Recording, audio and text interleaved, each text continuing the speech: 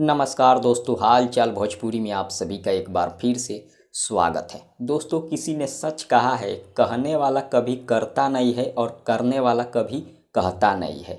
वैसा ही हाल हो गया है भोजपुरी इंडस्ट्री में।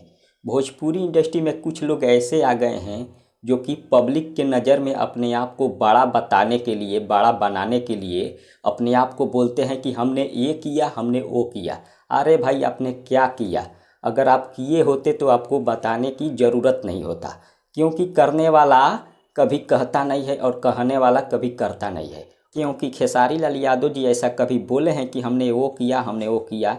नहीं बोले हैं। और इसलिए नहीं बोले हैं क्योंकि वो करके दिखाते हैं अपने मेहनत के दम पर और अपने फैन के दम पर करके दिखा देते हैं। और लोग जानते भी हैं खेसारी लाल यादव जी क्या किए हैं, वो कभी बोलते नहीं है। लेकिन जो लोग नहीं करते हैं, खुद को अपने आप को बड़ा बनाने के लिए, खेसारी जी को दबाने के लिए अपने आप को बोलते हैं हमने ये किया, हमने वो किया। वो कुछ नहीं किए हैं। अगर करते तो बोलते नहीं, लेकिन खेसारी लाल यादव जी बोलते नहीं है, करके दिखाते हैं और अपने मेहनत के दम पर करके दिखाते हैं।